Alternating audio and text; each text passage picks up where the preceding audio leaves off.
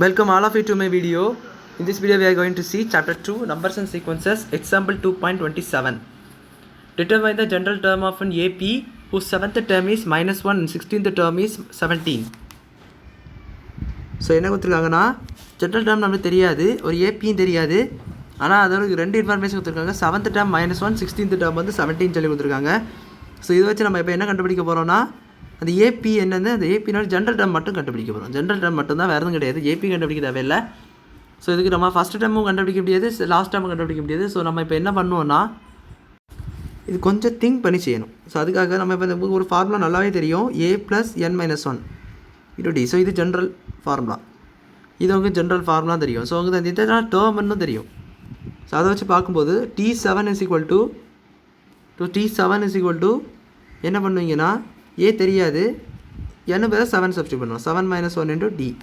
So அப்போ a + 6d that is = என்னன்னு கொடுத்துருக்காங்க -1. ஸோ இது ஒரு இருக்கிறது ஃபஸ்ட் ஈக்குவேஷன் வச்சுக்கலாம். இப்போ T16 டைம் பண்ணி a + 16 - 1 × dன்னு சொல்லிட்டு வரும். தட் இஸ் a + 15d = அங்கே என்ன கொடுத்துருக்காங்கன்னா 17. ஸோ அதை நீங்கள் 15d = 17 என்பது செகண்ட் ஈக்குவேஷன். ஸோ நான் இப்போ என்ன பண்ண போகிறேன்னா a கேன்சல் பண்ணதுக்காக ரெண்டத்தையும் ஆட் பண்ண போகிறேன். So 1 + 2 a + 6d = -1 a + 15d = 17 சொல்லிட்டு வரும்.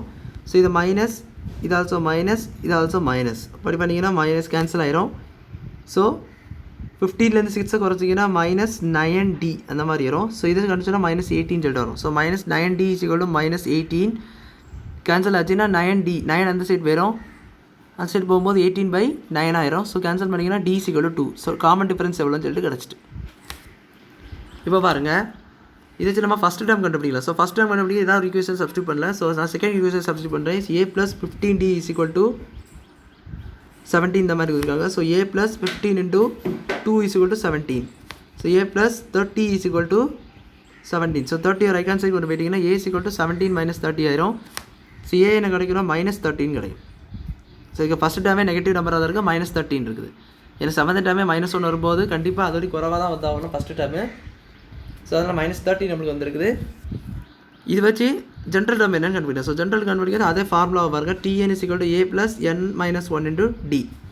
இந்த ஃபார்முலாவில் நீங்கள் n எதுவுமே சப்ஸ்டியூட் பண்ணக்கூடாது. கொடுத்துருந்தா n நம்ம அதிக எது கொடுத்துருந்தாங்கன்னா நம்ம ஏடியை கண்டுபிடிக்கிறதுக்காக தான் இந்த 7th டேர்ம் 16th டேர்ம் கொடுத்துருந்தாங்க.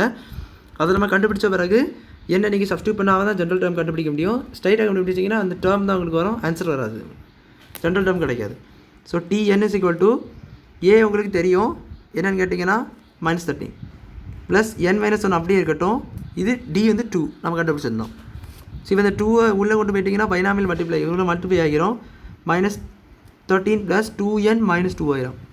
ஸோ இது ரெண்டும் வந்து சப்ரேட் ஆகிட்டுன்னா என்ன வரும் கேட்டிங்கன்னா Tn = 2n - 15 ஆகும்.